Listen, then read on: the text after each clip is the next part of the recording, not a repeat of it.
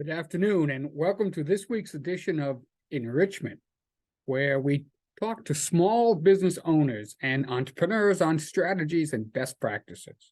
Now, although small businesses are often at a disadvantage when competing with bigger companies, they can have one advantage. They can always be smarter than the competition. All right, so let's get right to it. This week, we're going to talk about something called essentials. And it's a little bit different from some of the things that we talk about, but I think it's pretty important. Unless you have a trust fund, being an entrepreneur or running your own business is a pretty audacious undertaking. There are no income guarantees, there's no health insurance, and there's no matching 401k contributions. The reasons why people choose to go this route are varied. Some people just find it hard to fit into the corporate box. They chafe at working for someone else and having others make decisions for them. Or perhaps they reject the 9-to-5 lifestyle. Now, if we examine any of these reasons, it comes down really to freedom and control. Particularly in the Gen Z group, the idea of job satisfaction and flexibility are prime drivers. Although many Gen Zs and Gen Ys raised on X Games and extreme sports are seeking the risks and the thrills of entrepreneurship. Some, all, or even none of these reasons may apply to you. Perhaps you see it as an opportunity to maximize earnings, or you have a great idea, or you just want to change the world.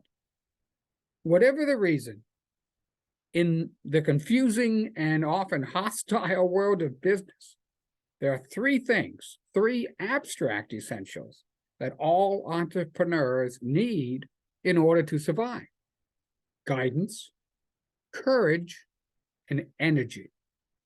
Now, there's no lack of people offering business guidance. Many of them, such as SCORE or the Federal Small Business Administration, they're obvious choices.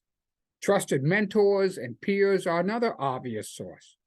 Additionally, there are multiple business blogs, chat groups, meetups, and other social media forums that offer advice. Now, whoever you seek out, two of the essential components you should look for are trust and fit. If the person offering guidance to you doesn't seem like a good fit, no matter how well recommended they come, you should probably find someone else. Ralph Sockman, senior pastor of Christ Church in New York City and a longtime radio host, said, "The test of courage comes when we are in the minority." Sooner or later in business, we will come up against a situation that will test our morality.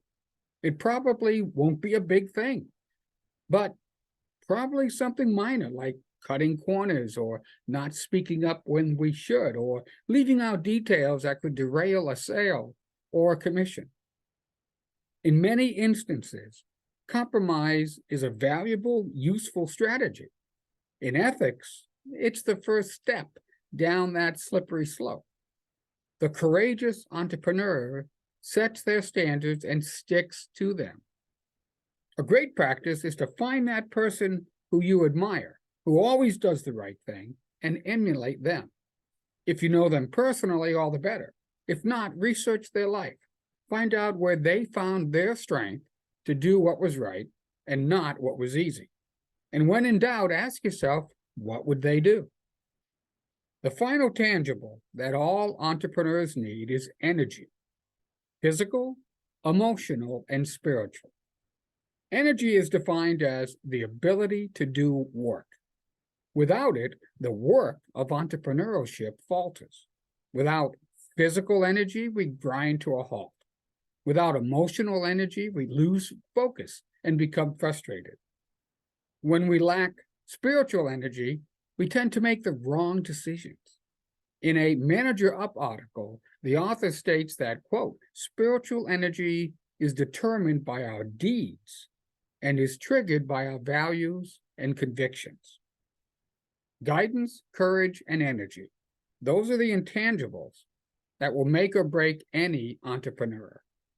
We all need to take the time to step back from the nuts and bolts, disconnect from the immediate business cyclone of competing priorities, and consider where we stand in relation to these three essentials of business success.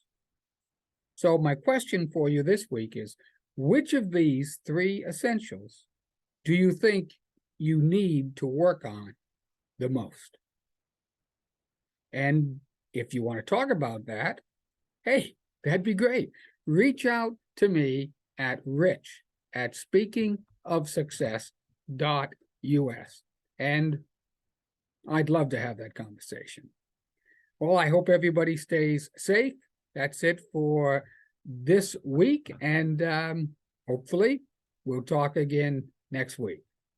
Bye.